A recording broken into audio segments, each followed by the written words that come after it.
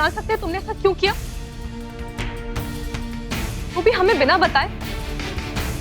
आज तुमने बार बार देखा है कि जब भी हमारे माँ पापा यहाँ आए हैं, किसी न किसी बहाने उन्हें नीचा दिखाने की कोशिश की गई है। हम जानते हैं कि यहाँ उन्हें कोई भी पसंद नहीं करता। फिर तुम उन्हें यहाँ रखने की बात कर रहे हो? क्यों आकाश? तुम्हें उनकी भावनाओं, उनके मान सम्मान का जरा भी ख्याल नहीं? ख्याल है पूनम जी। माँ बाबूजी की आत्मसम्मान और उनकी भावनाओं का पूरा ख्याल है मुझे। इसीलिए मैं चाहता हूं कि वो लोग यहाँ आकर रहें, क्योंकि माँ जी और बाबूजी जितने आपके माता पिता हैं उतने ही मेरे भी। और इसी रिश्ते की वजह से मैं चाहता हूं कि वो लोग यहाँ आकर रहें।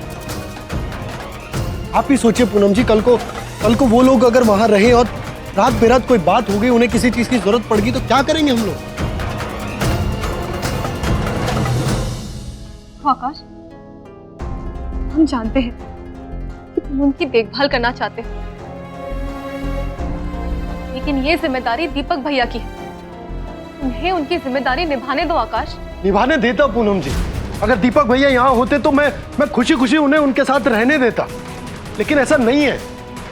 इसीलिए हमें उनकी जिम्मेदारी निभानी होगी।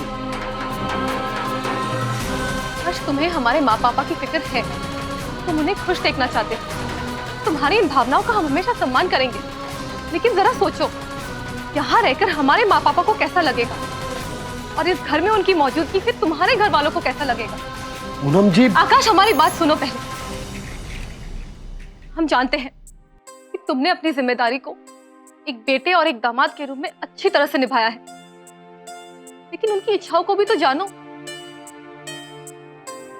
उन्हें क्या अच्छा लगेगा, क्या बुरा, वो क्या चाहते हैं, इस बात से उन्हें सुकून पहुंचेगा, ये जानना भी तो जरूरी है ना आकाश। इसलिए हमने तय किया था कि जय भैया और कन्नू भाभी की जगह हम लखनऊ शिफ्ट होंगे। वहां रहकर हम अपना बिजनेस संभालते, हम माँ पापा का ख्याल भी रख सकते थे। ऐसा नहीं हो सकता पूनम जी। क्यों नहीं हो सकता आकाश? जैसा तुम यहाँ रहकर करने की सोच रहे हो, वहां जाकर भी तो कर सकते हैं ना। इसलिए तो हमने माँ जी से बात की थी, और हमने तुम्हें भी तो बताया था ना आकाश, जब तुम दिल्ली में थे।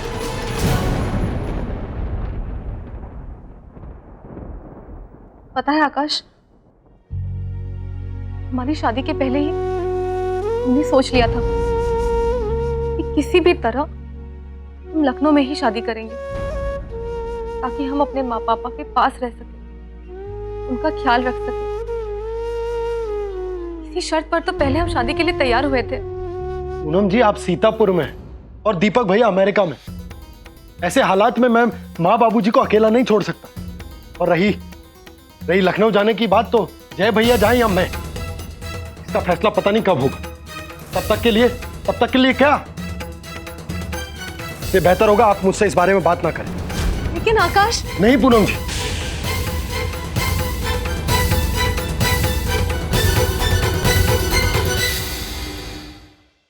पूनम जी, आप समझने की कोशिश क्यों नहीं कर रही हैं?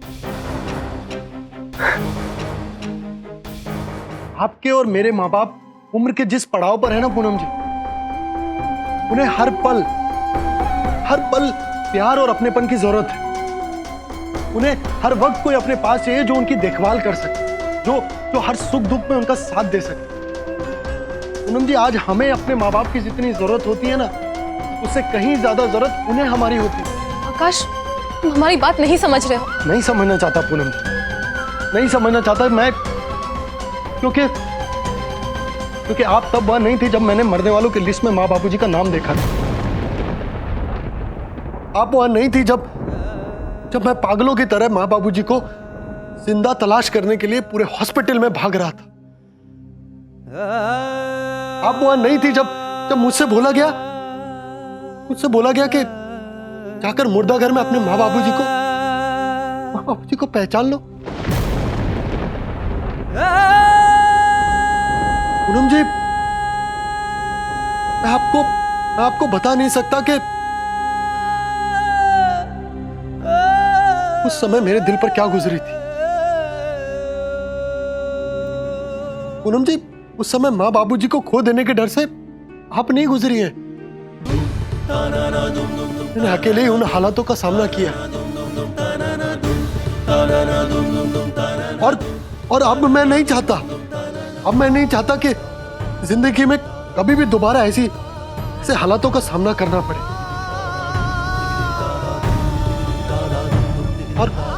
और मैं ये भी नहीं चाहूंगा पूनम जी कि आपको ऐसे हालातों का सामना करना पड़े। इसलिए मैं माँ बाबूजी को अभी अपनी नजरों से ओझल नहीं होने दूंगा।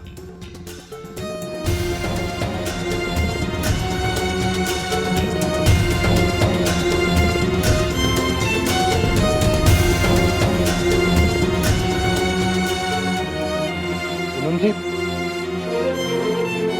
जब मैंने आपसे शादी की थी ना, तो मुझे आपकी शर्त मालूम थी।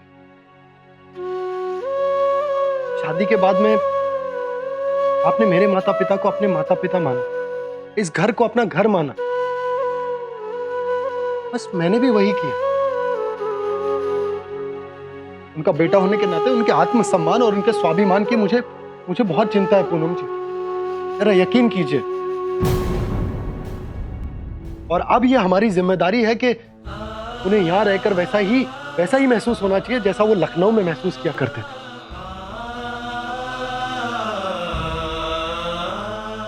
मेरे परिवार के लोग बुरे नहीं हैं, लेकिन जब सब साथ साथ रहने लगेंगे ना पूनम जी, तब आप देखिएगा कि सब कुछ कैसे बदल जाएगा। वो लोग बहुत ही जल्दी माँ बाबूजी को इस परिवार का सदस्य मान लेंगे। बस पूनम जी, थोड़ा ही समय लगेगा उन्हें यहाँ घुलने मिलने में।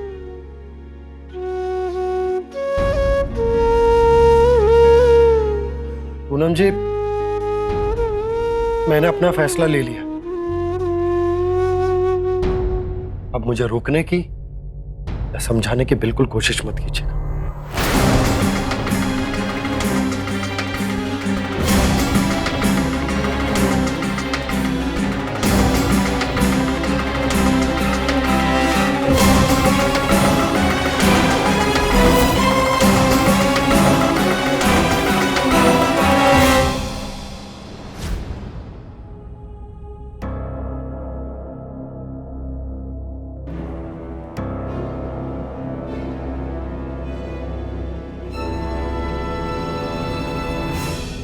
आकाश जी, ये आपने क्या कर दिया? किस उलझन में डाल दिया हम लोगों को? हम यहाँ कैसे रह सकते हैं? और आपने एक बार भी हमें पूछा तक नहीं। माजी, बाबूजी, मैं मानता हूं कि मैंने आप लोगों से बिना पूछे सबके सामने यह फैसला सुना दिया, और उसके लिए मैं आप लोगों से माफी भी चाहता हूं। लेकिन आप लोग बार बार मुझसे ये सवाल मत कीजिए कि मैंने ये फैसला क्यों लिया। आपका बेटा होने के नाते मुझे अपना फर्ज निभाने दीजिए। अरे बेटा, फिर भी माजी, शांत हो जाइए।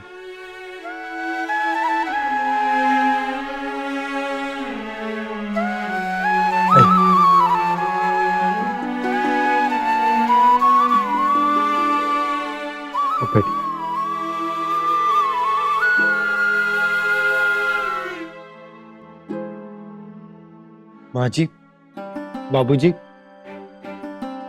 मैं आप लोगों के लिए वो क्यों नहीं तय कर सकता जो इस समय आप लोगों के लिए सबसे ज्यादा जरूरी है। क्यों मैं आपकी जिंदगी के सूनेपन को नहीं भर सकता? अगर मेरी जगह दीपक भैया होते, तब भी क्या आपके मन में इतनी शंकाएं होती? नहीं बेटा, आपके लिए हमारे मन में कोई शंका नहीं है, बल्कि आपके लिए तो सबसे ज्यादा भरोसा है हमको। आप आपने हम लोगों के लिए जो कुछ किया, जिस श्रद्धा से किया, उसे हम जानते हैं बेटा। उसको बयान नहीं कर सकते बेटा। हाँ बेटा, हमें आप पे दीपक से भी ज्यादा भरोसा है। हमारा यकीन मानिए, रात दिन हम भगवान को शुक्रिया अदा करते हैं आपके लिए। आकाश बेटे, आप हमारी बात का बुरा मत मानिए, लेकिन बेटा आप हम लोगों को अपने ऊपर इतना आश्रित मत कीजिए कि हमारी आत्मा हमको धिक्कारने लग जाए।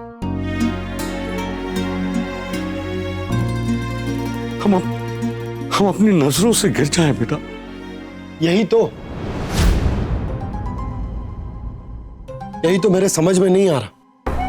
एक तरफ तो आप लोग मुझे बेटा कहते हैं और दूसरी तरफ बेटा बनने से रोकते हैं। बाबूजी, मुझे यह समझ में नहीं आता कि एक बेटे की सेवा से माँ बाप के आत्मसम्मान को कैसे चोट पहुंच सकती है। उससे तो उन्हें खुशी मिलनी चाहिए, उन्हें गर्व महसूस होना चाहिए। तो फिर अगर मैं भी आपका बेटा हूं तो मेरी सेवा आप लोगों को खुशी देने के बजाय तकलीफ क्यों देती है?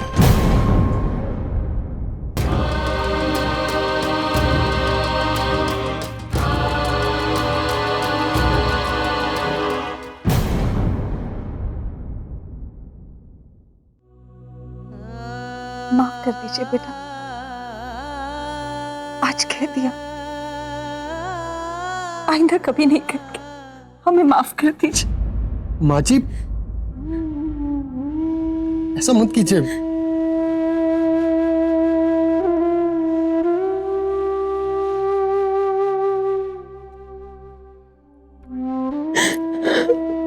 माँ जी,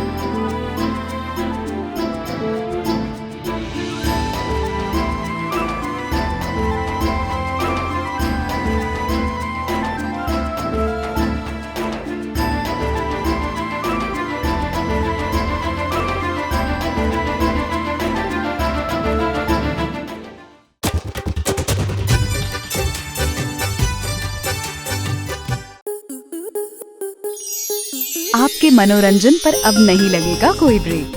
स्टार प्लस के बेहतरीन शोज देखने के लिए लाइक, शेयर और सब्सक्राइब करें स्टार प्लस यूट्यूब पेज को।